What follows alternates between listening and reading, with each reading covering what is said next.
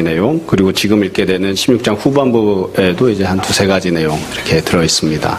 그래서 앞에 나왔던 16장 전반부에 있었던 내용 두 가지는, 첫 번째는 구제 헌금과 관련되어 있는 그런 내용이 나왔고, 두 번째는 이제 사역자들과 관련해서 사도 바울, 디모데, 아볼로 이런 사역자들이 어떻게 해야 되는가, 이 내용이 나왔습니다. 지난주 설교 시간에 말씀드린 것처럼 이 두 가지가 그냥 뭐 단순한 인사말로서 이 고린도전서를 마무리하고 있는 것이 아니라 분란이 있고 힘들고 어려운 교회가 어떻게 해야 다시 회복되는지와 관련해서 중요한 메시지를 담고 있는 그런 목회자적인 마음으로 바울이 쓴 인사말이다, 그렇게 말씀을 드렸어요.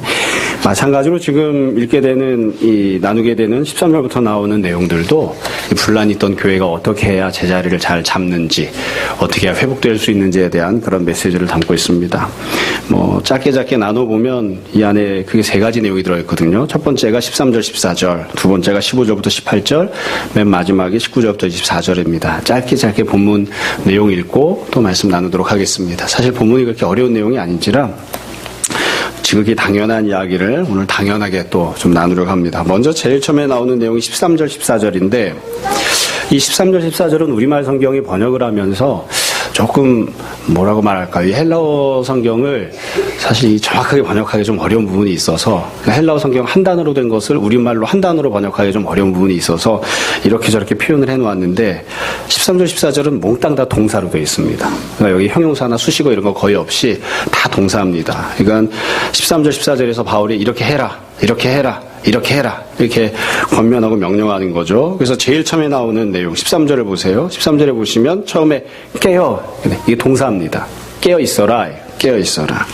여러분이 깨어 있어라라고 하는 표현이 그냥 우리는 이제 성경에 있으니까 당연히 주님 말씀, 좋은 말씀 이렇게 생각하는데, 일반적으로 생각해 보시면 편지 쓸 때 맨 마지막 인사말로 깨어 있으라 이런 말 잘 안 쓰죠.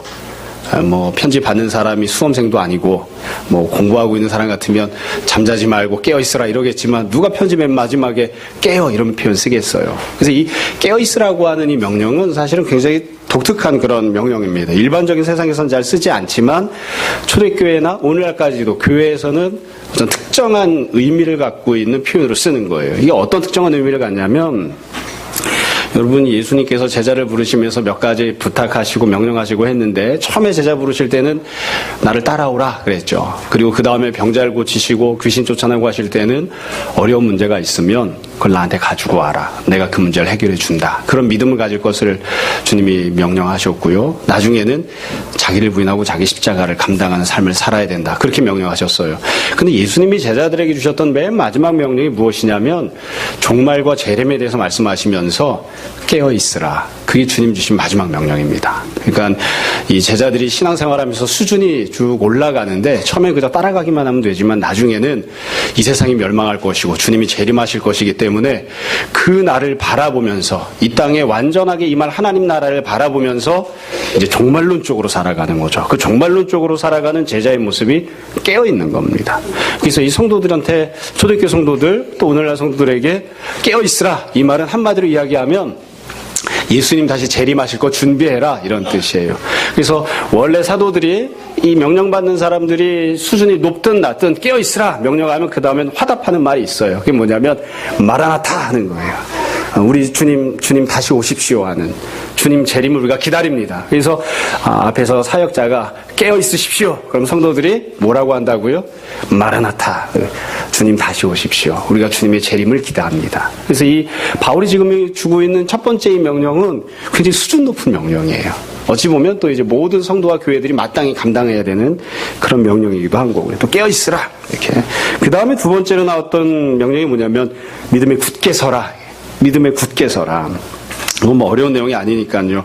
이 굳게 서 있다라고 하는 것은 뭐 흔들리지 말고, 우리가 늘 쓰는 표현으로 하면 좌로우로 치우치지 말고 올곧은 모습으로, 바람이 불던 아니면 비바람이 치던 눈발이 날리던 여하튼 흔들림 없이 내가 너에게 알려준 복음의 진리 위에, 믿음 위에 굳건히 서서 변하지 않는 사람, 요동치지 않는 사람, 그런 믿음의 장부가 되라, 이제 그런 명령입니다. 그 다음에 나오는 내용을 보시면 남자답게 강건하라 이렇게 되어 있는데, 이것도 두 단어의 다 명령이에요. 남자답게도 이 동사입니다. 명령형입니다. 그러니까 남자다워져라 이거예요. 남자다워져라.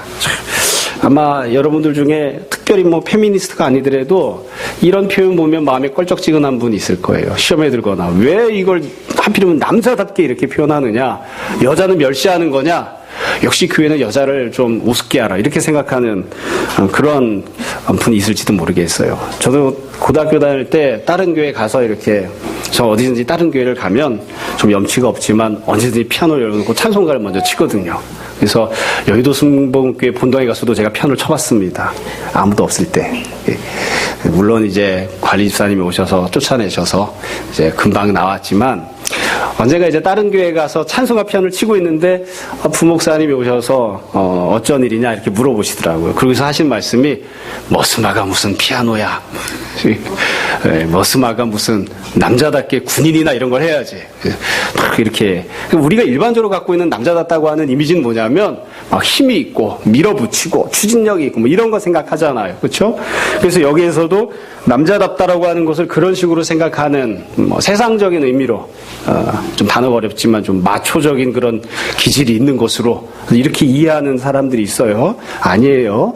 여기서 이야기하고 있는 남자답다고 하는 표현은 사실 헬라어 자체를 어떻게 번역하느냐에 따라 조금 다른 의미를 가질 수 있습니다. 무슨 말이냐면 히브리어도 그렇고 헬라어도 그렇고 이 사람, 남자라고 하는 단어는 문맥에 맞게 여러 가지로 번역을 할 수 있습니다.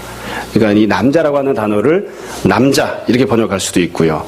사람 이렇게 번역할 수도 있고요. 남편 이렇게 번역할 수도 있고요. 또 성인 이렇게 번역할 수도 있습니다. 그러니까 지금 여기서 남자답게 하라고 하는 이 남자다운 사람이 되라라고 하는 표현을 여자와 남자 이렇게 견줄 문제가 아니라 제가 볼 때는 여지껏 나왔던 본문을 보면 이런 것 같아요. 어린아이처럼 행동하지 말고 유치하게 어린아이처럼 하지 말고 성인 남자답게 다 성장한 성인답게 그렇게 행동하라. 그런 성인다운 그런 사람, 그런 신앙인이 되라. 이제 그렇게 권면하는 것으로 그렇게 보는 게 맞지 않나 싶어요. 그러니까 여자를 무시한다는 얘기 아니라 낮은 수준의 신앙, 어린 수준의 신앙, 유치한 신앙이 아니라 다 성장한 성인 남자와 같은 그런 모습이 되라. 이제 이렇게 명령하는 거죠. 이게 앞에서부터 지금까지 나왔던 모든 내용이 결국 다 성장한 신앙인이 되라는 겁니다. 네 번째 나오는 명령이 강건하라예요. 강건하라. 이건 뭐 오늘날에도 교회에서 많이 쓰죠. 건강한 교회가 되자, 건강한 성도가 되자. 모든 부분에서 강건한 그런 모습이 되라. 14절에 보면 너희 모든 일을 사랑으로 행하라. 사랑으로 행하라 했는데 이 행하라라고 하는 표현도 이 한 단어로 번역하기 참 애매한 부분인 것 같아요. 이게 영어로 번역을 하자면 let it be done입니다. 그게 되게끔 하라 이거예요. 근데 이거를 어떻게 표현해야 정확하게 이거를 표현할 수 있느냐 매우 애매해요. 여하튼 너희 모든 일을 사랑으로 다 돌아가게끔 하라. 너희 안에 있는 모든 일들이 대충 되는 것이 아니라 다른 방법으로 되는 게 아니라 사랑 안에서 모든 일들이 이루어지게끔 모든 일들이 진행되게끔 하라. 그렇게 쭉 설명을 했어요. 그래서 여기 나오는 13절 14절에 나오는 내용이 후반부 첫 번째 내용인데 이 명령을 보시면 한마디로 이야기하면 뭘까? 여기 보면 뭐 항목들이 첫 번째, 두 번째, 세 번째, 네 번째, 다섯 번째 여러 가지가 있잖아요. 이 모든 항목들을 그냥 한마디로 이야기한다면 바울이 도대체 무슨 이야기를 하고 싶어서 이런 여러 가지 항목의 명령어를 여기 써놨을까? 제가 이렇게 여러 가지 생각을 해봤는데 한 단어로 표현하자면 성숙한 사람이 되라. 그게 아닐까 싶어요. 성숙한 사람. 신앙에 있어서도 일상생활에 있어서도 모든 부분에 있어서 성숙한 사람, 성숙한 성도, 성숙한 교회가 되라. 그런 명령입니다. 그러니까 그 성숙한 성도, 성숙한 교회 모습이 되라고 하는 것을 여러 측면으로 나누어서 이제 설명을 하는 거죠. 여러분 우리가 일상생활을 할 때에도 보면 남편이나 아내나 혹은 자녀가 남편이 되었으면 이제 남편다운 모습이 되어야 되는데 아직 어린아이와 같은 그런 마음, 어린아이와 같은 그런 태도를 갖는 때들이 있죠. 이게 해결이 안 나가지고 힘들어하는 때들이 있습니다. 또 나라에서도 지도자면 지도자다운 그런 모습이 있어야 되는데 지도자가 무슨 꿍 해가지고서는 아이처럼 행동을 하는 그런 경우들도 있죠. 제가 대학 다닐 때도 그런 교수님이 있었습니다. 매 초가 되면 그 교수님 생일이 있어요. 그 생일 때 참 여학생들이 이렇게 케이크를 딱 마련해가지고 촛불 꽂아가지고 와서 박수 쳐드리고 노래를 불러드리고 이렇게 축복해드리면 그 학기에 이제 아이들은 성적이 괜찮아요. 그런데 이 생일 잔치가 없었다. 그러면 이제 이분이 꿍 하신 거예요. 한마디로 이야기하면 애 같은 거죠. 그렇죠? 유치원 아이도 그렇게는 안 할 것 같은데 우리가 보면 딱 그건데 그거 말고 딴 이유가 없는데 본인은 니네가 공부를 안 해서 그렇다 뭐 어쩌다 이렇게 얘기를 하시지만 사실은 뭔가 이렇게 꿍한 게 있는 거예요. 꿍한 게. 예. 그래서 아이와 같은 어린 아이와 같은 그런 모습이 되지 말라 이거예요. 고린도 교회를 보면 여지껏 나왔던 모든 문제들이 사실 대인의 모습을 가지고 어른 같은 행동을 하면 문제가 아닌데 어른 같지 않고 유치하게 행동하는 것들이 많이 있는 거예요. 옆에 있는 사람에게, 교역자에게, 또 이제 얼마 되지 않은 사람들에게 자꾸 유치하게 막 걸고 넘어지는, 꼭 유치하게 자기를 또 드러내려고 하는 이런 것들 때문에 문제가 된 거거든요. 그러니까 지금 13절, 14절에서 사도 바울이 도대체 교회가 어떻게 해야 제자리를 잡느냐? 성인이 되라. 성인이 되라.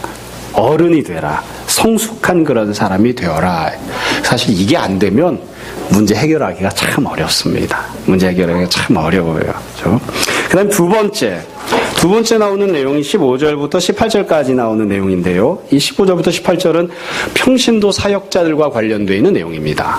그러니까 교회에 분란이 있을 때 어떻게 해야 되는지를 평신도 사역자들과 관련해서 설명하고 권면하는 거예요. 15절을 보시면 형제들아 스데바나의 집은 곧 아가의 첫 열매요 또 성도 섬기기로 작정한 줄을 너희가 아는지라. 그래서 여기 보면 스데바나라고 하는 사람이 등장합니다. 이 스데바나라고 하는 사람은 여기만 등장해요. 다른 데는 없어요. 그러니까 어떤 사람인지 잘 모르겠어요. 그래서 뭐 늘 말씀드리지만 본문에 한 번만 나왔잖아요. 그럼 그 사람에 대해서 설명을 하기는 해야 되는데 도대체 어떻게 설명할 수 있는지 자료가 많지 않으니까 다 소설들을 쓰고 추측을 하는 겁니다. 근데 일반적으로 추정할 때에 저보다 머리가 좋은 사람들이 이 성경 본문 읽고 추측하면서 뭐라고 추측을 하냐면 아마 스데바나가 고린도 교회의 장로님이 아니었을까 그렇게 추측을 합니다. 길 수도 있고 아닐 수도 있습니다. 여하튼 고린도 교회에서 무언가 직분을 맡아서 섬기던 사람이었을 것이다 그렇게 추정해요. 그래도 그만이고 장로가 아니어도 상관이 없습니다. 집사가 아니어도 상관없습니다. 여하튼 이 스데바나의 집은 아가에서 첫 번째 열매를 맺었다고 했으니까 처음으로 신앙생활을 시작한 사람이고 또 성도 섬기기를 작정한 사람들. 성도들을 열심히 섬기는 그런 그러니까 교회를 열심히 섬기고 있던 사람들이죠. 장로가 됐던 집사가 됐던 아무 직분이 없든 여하튼 처음 교회에 나오고 교회에서 열심으로 교회를 섬기던 그런 사람이 스데바나였습니다. 참고로 스데바나의 집이라고 되어 있으니까 이것과 관련해서 한 가지를 말씀드릴게요.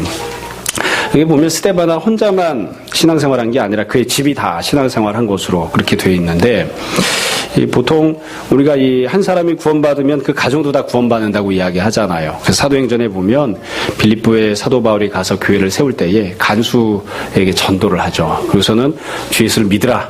그러면 너와 네 집이 다 구원받을 것이다. 그래서 너와 네 모든 집, 모든 식구들이 다 구원받는다고 이야기를 합니다.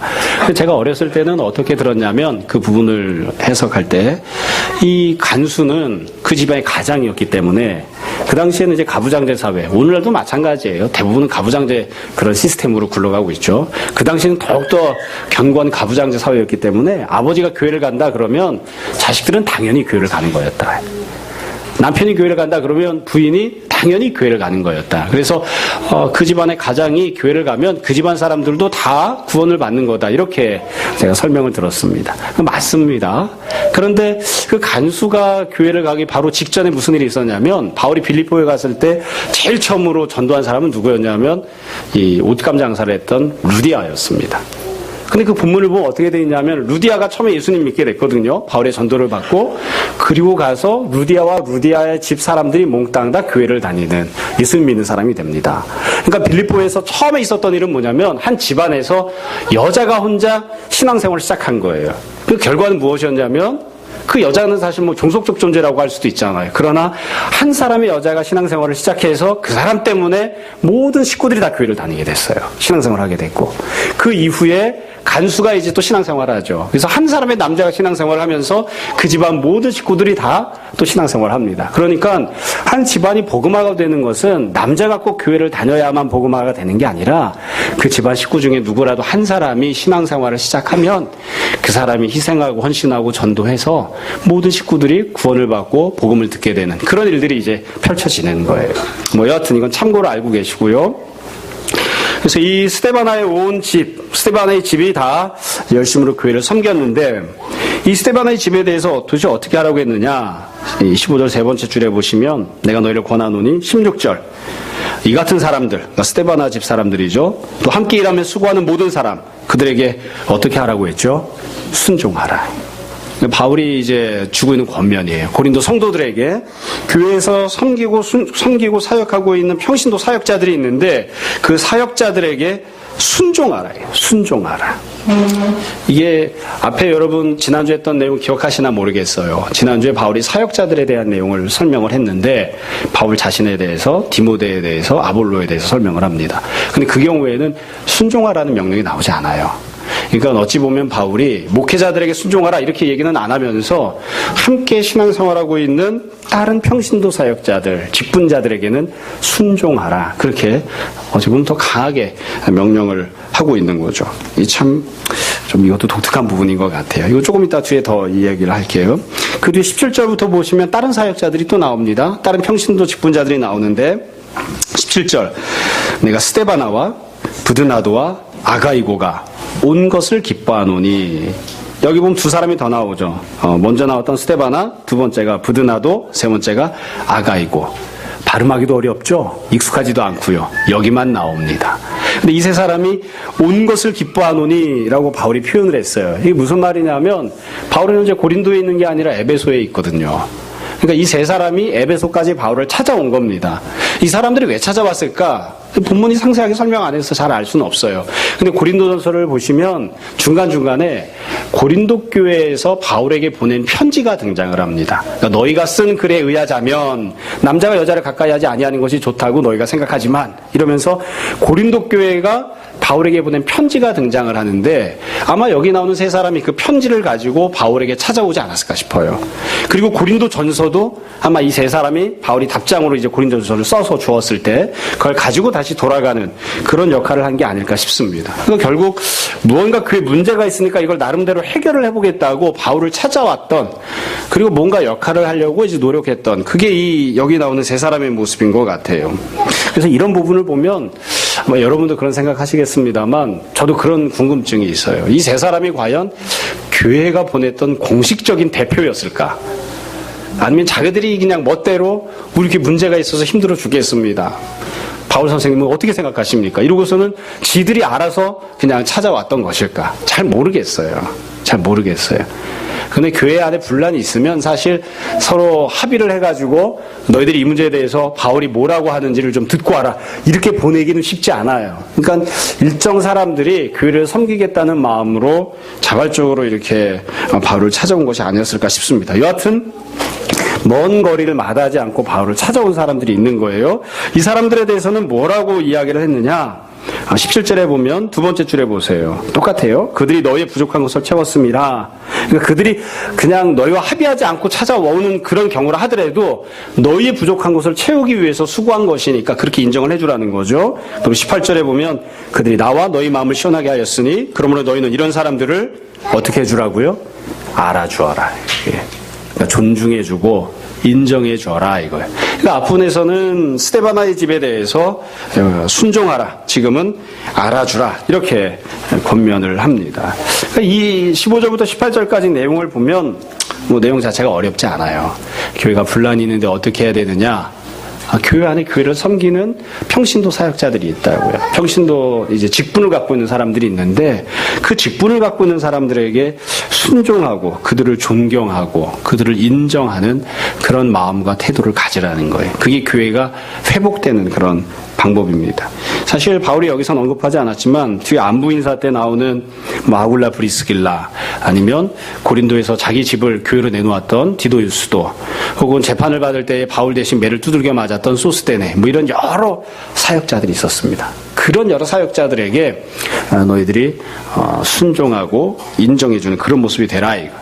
자, 여러분들 이게 문제가 어디에 있냐면 이 현실 속에서는 이게 잘 안 된다는 거예요. 이 현실 속에서 이게 제일 어려운 부분이기도 합니다. 물론 이 교회 안에 있는 여러 직분들이 차등적인 계급은 아니지만 그래도 명확하게 좀 차이점이 있잖아요. 어떻게 사도와 집사가 같겠습니까? 같으면 이름이 다르겠죠. 이름까지 같겠죠. 사도와 집사는 갖고 있는 권위도 다르고 성경에 대한 지식도 다르고 하고 있는 사역도 사실은 달라요.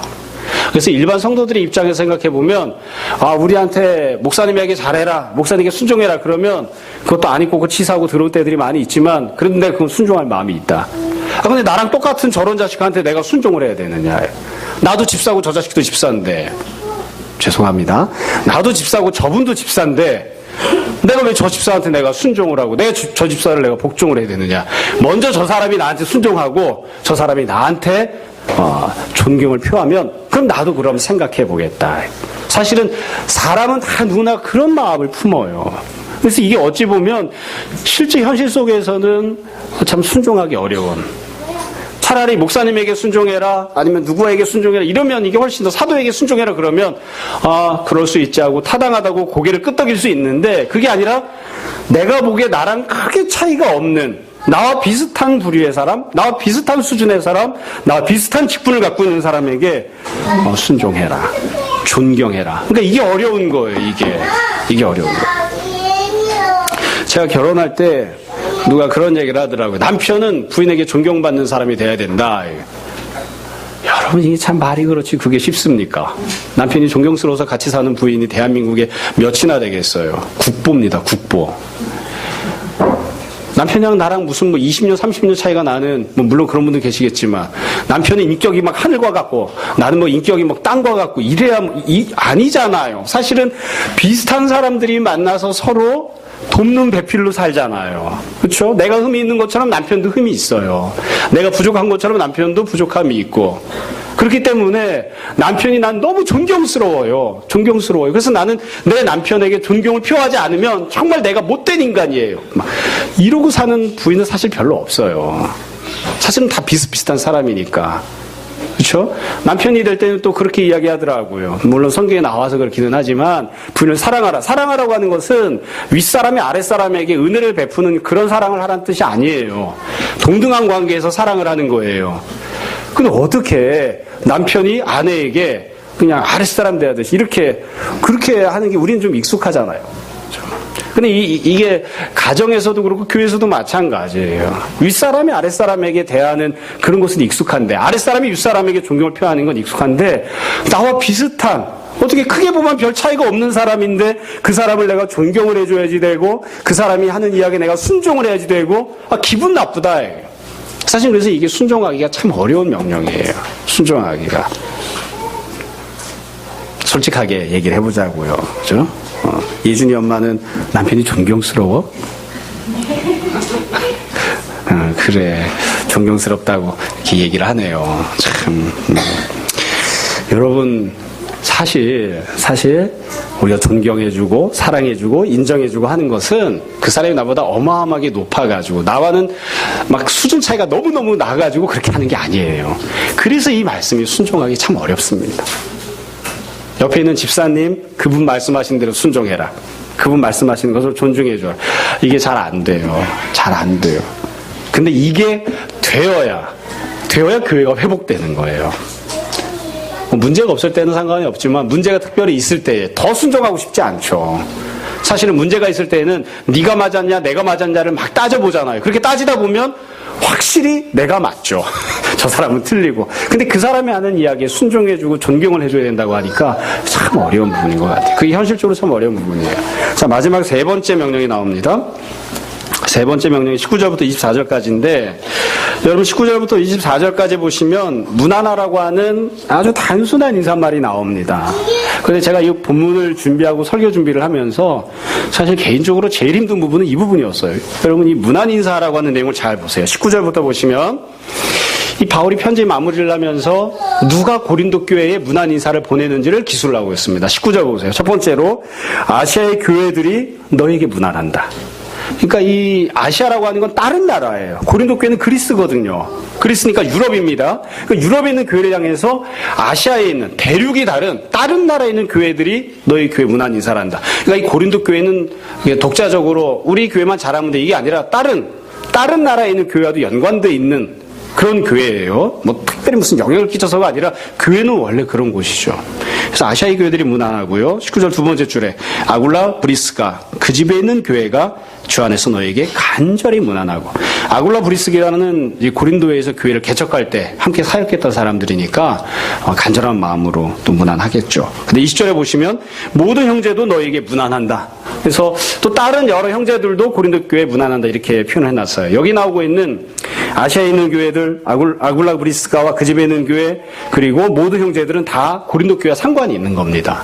그러니까 어떤 하나의 교회가 뭐 우리만 잘하면 되지, 우리 교회는 문제, 우리 교회만의 문제지, 그게 아니고 하나의 교회가 어떤 문제가 있으면 그 교회만 아픈 게 아니라 다른 교회들도 다 아픈 거예요. 하나의 교회가 괜찮으면 그 교회만 괜찮은 게 아니라 다른 지역에 있는 모든 교회들도 괜찮은 거예요. 그러니까 서로 상관이 있는 사람들이 인사를 한다고요. 근데 제가 이 본문을 읽으면서 바울이 세 번째로 명령하고 있는, 권면하고 있는 부분에서 마음이 제일 쓰였던 부분은 20절 끝부분이에요. 20절 끝부분. 20절 두 번째 줄에 보면 이렇게 되어 있습니다. 너희는 어떻게 하라고 해놨죠?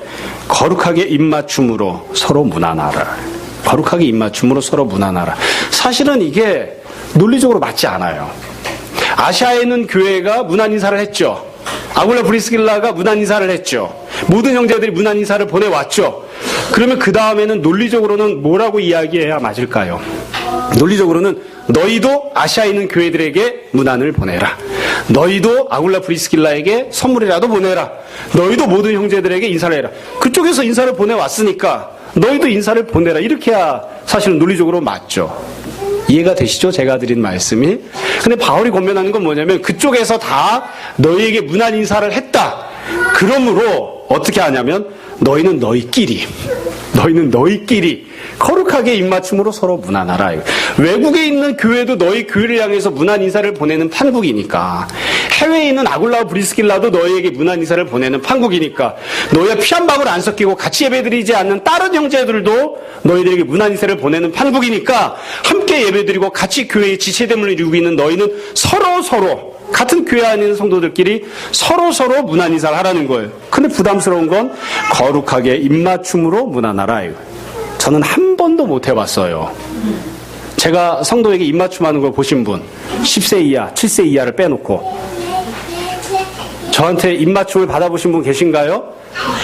저는 예배 드릴 때 애들 엄마한테도 입맞춤을 못 해봤어요. 예배 드릴 때 우리가 거룩한 입맞춤으로 인사합시다 하고서 탁 안아주고 못 해봤어요. 이게 우리나라 문화니까 그런 것 같아요. 외국에서는 이렇게 집에서 모일 때도 거룩한 입맞춤으로 이렇게 하더라고요. 근데 우리 안 되더라고요. 어려워요. 이렇게 거룩한 입맞춤이 아니라 어떻게 하냐면 상당한 거리를 두고 이렇게 인사를 해줘요. 이렇게 문안을 할 때 그렇게 하죠. 제가 부교육자 때 한번 담임 목사님이 부교육자들 다 불러놓고 너희들은 사꾼이다 막 이렇게 얘기하시다가 그러다 한 가지를 부교육자를 꾸진 적이 있었어요. 김아무개 목사! 그랬더니 이 사람이 왜 그런가 했더니만 너 지난번에 예배 끝나고 예배당 뒤에 이렇게 목사들 쭉 서서 인사하잖아요. 그때 니네 교구에 있는 아무개 권사 손 붙잡고 악수했다며. 남편이 옆에 서 있는데 손을 한참 동안 붙잡고 악수했다며. 남편이 시험 들어서 나한테 전화가 왔다. 자기 부인이 권사예요. 권사라고 하는 말은 20대, 30대 아리따운 아가씨가 아니라는 뜻이기도 합니다. 권사님들 죄송하지만. 자기 부인이 권사인데 교회에 갔는데 부목사님이 손을 잡고 오랫동안 악수하고서는 손을 놨어야 되는데 계속 붙잡고 얘기했다 이거예요. 그 모습이 남편 보기에 꼬라지가 보기 싫은 거예요. 왜 부목사가 내 마누라 손을 그렇게 오래 잡고 있느냐. 그렇죠? 그게 우리 정서예요. 그러니까 서로 만약에 부목사님이 권사님을 안아주거나 거룩한 입맞춤하라고 그랬으면 대번에 시험 들었을 거예요. 그렇죠? 참 순종하기 어려운 부분에 우리 문화에서는 제 이야기를 왜 이야기가 어렵게 와닿았냐면 여러분 고린도 교회가 어떤 교회입니까? 분란이는 교회예요. 저 자식 꼴도 보기 싫어. 나는 이파, 저 자식은 저파. 그런데 그런 교회를 향해서 지금 바울이 뭐라고 하냐면 서로 입맞춤으로 거룩한 입맞춤으로 문안하라고 지금 그렇게 권면하고 있는 거예요. 그러니까 이게 그냥 단순히 의례적으로 지나가는 편지 마지막 인사말이 아니에요. 야, 니네 싸웠지? 그 다음에 뭐라고 해요? 서로 입맞춤을 해라. 서로 안아줘라. 그리고 서로 안부를 전해라. 해외에 있는 사람들도 너희한테 안부를 전하는데 너희가 싸웠다고 그래가지고 그렇게 안부를 전하지 않는, 무난하지 않는, 입맞춤하지 않는 그런 말이 되겠느냐. 그리고 이게 되어야, 그래야 너희가 회복이 된다. 여러분, 그 뒤에 보면 바울이 아주 무시무시한 말을 합니다. 21절 보세요. 바울이 자기의 문안을 이제 전해요. 앞부분에 아시아에 있는 교회 아굴라, 브리스길라 모든 형제가 문안한다고 했죠. 그리고 거룩하게 입맞춤으로 문안하라고 한 다음에 21절에 보면 바울이 자기 안부를 전하면서, 문안 인사를 전하면서, 나 바울은 친필로 너에게 문안하노니 22절 뭐라고 했습니까? 만일 누구든지 주를 사랑하지 아니하면 저주를 받을지어다. 우리 주여 오시옵소서. 마라나타. 이렇게 하고서는 안부를 전하고 이제 편지를 마무리하는데, 22절에 보면 만일 누구든지 주를 사랑하지 않으면 저주를 받을지어다 이렇게 표현을 했어요. 이게 당연한 말이죠. 바울이 주님을 사랑해야 된다 이렇게 권면하는 건 뭐 지극히 당연한 일이에요. 근데 문맥으로 읽다 보면 쭉 내용이 나오잖아요. 문안 인사 받았다, 문안 인사 받았다, 문안 인사 받았다. 그러면 너희도 서로 거룩한 입맞춤으로 인사하라. 그런 다음에 누구든지 주를 사랑하지 아니하면 이렇게 나왔다고요. 그러니까 주님을 사랑하지 않는다는 게 뭘까요? 이유가 무엇이 되었든 서로 분쟁하고 다투고 갈라서 있어요. 그런데 같은 교회에서 함께 신앙생활하고 있는데 그들이 서로 거룩한 입맞춤으로 입맞춤을 하지 않는다면 그건 주님을 사랑하지 않는 것이라는 거예요. 조금 더 확장해서 보자면 어떻게 되겠습니까? 앞부분에 나왔던 16장에 나왔던 내용들, 구제헌금을 하지 않는다면, 사역자들에게 순종하는 모습, 사역자들을 존경하는 모습을 보이지 않는다면, 평신도 사역자들, 평신도인 직분자들에게 존중하고 그들의 말에 순종하는 모습을 보이지 않는다면 너는 그건 주님을 사랑하지 않는 거야. 그리고 그와 같이 행동하는 사람들은 교회 안에 둘러앉아 있다 할지라도 저주를 받을 것이다. 그런 문맥으로 지금 쓰고 있는 거예요. 그래서 이게 굉장히 무시무시한 이에요. 거룩한 입맞춤으로 서로 입맞춤하지 않으면, 무난하지 않으면 주님을 사랑하지 않는 것이다. 주님을 사랑하지 않는 것이다. 어려운 내용입니다. 자, 말씀을 정리를 하겠습니다. 바울이 지금 16장 후반부에서 어찌 보면 사실 우리가 특별한 의식 없이 그냥 쭉 본문을 읽어나가면 의례적인 인사말 그렇게 치부해버릴 수 있는 그런 내용들이기도 합니다. 그러나 문제가 있었던 고린도 교회에게 목회자의 마음으로 무엇이 교회의 분란과 어려움을 해결할 수 있는 해결책인지를 권면하는 그런 내용을 담고 있습니다. 그러면서 너와 비슷해 보이는 그런 다른 사역자들 존중해주고 존경해주어라. 그리고 서로 사이가 안 좋지만 거룩한 입맞춤으로 문안하라. 그리고 무엇보다 맨 처음에는 너 자신이 좀 성숙한 사람이 되라. 그렇게 이야기를 했어요. 여러분, 이건 교회에만 해당되는 게 아닙니다. 그렇죠?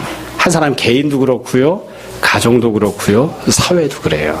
일반 직장도 그렇고. 가령 가정을 생각해 봅시다. 제가 부부싸움을 잘하는 편이기 때문에, 많이 하는 편이기 때문에 잘 압니다. 여러분, 부부싸움을 했습니다. 어떻게 해야 이 갈라진 부부가 회복이 될까요? 참, 결혼할 때 처음에 이제 주례하시는 목사님이나 누가 이야기할 때는 저희 모교회 담임 목사님 저한테 그렇게 얘기하셨어요. 네가 무조건 져줘라.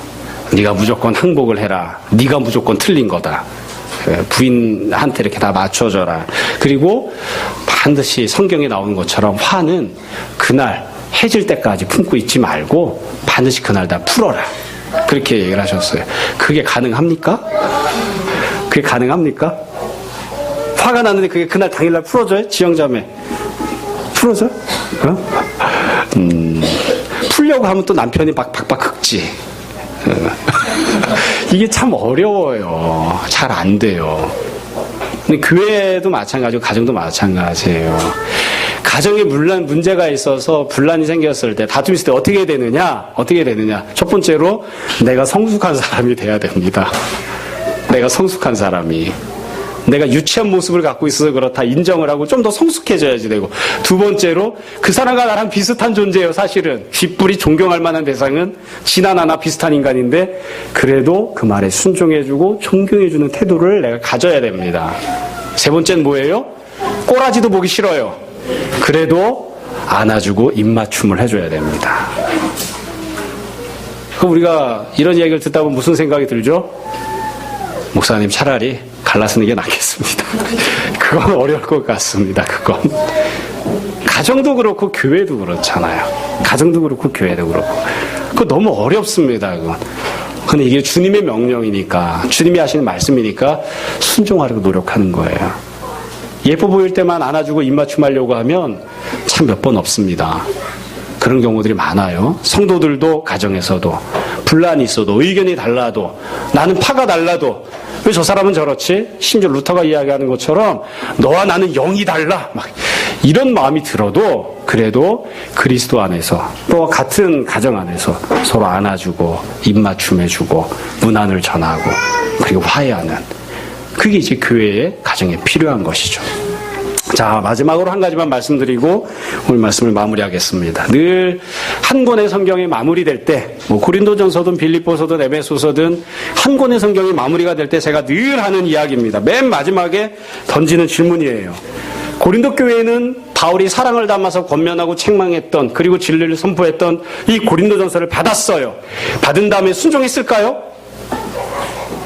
순종했을까요? 알 수 없습니다. 알 수 없지만 아마 순종하지 않았던 것 같습니다. 순종하지 않았다는 사실을 우리가 몇 가지로 알 수 있는데 우선 고린도 후서를 또 씁니다.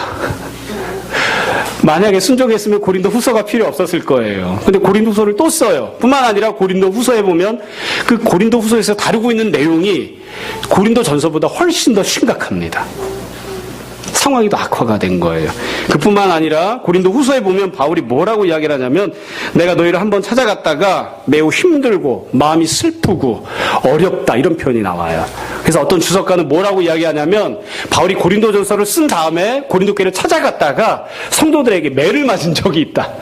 이렇게까지 쓸 정도예요. 그러니까 성도들이 이 하나님께서 주시는 권면의 말씀 고린도전서를 받고도 순종하지 않은 거예요.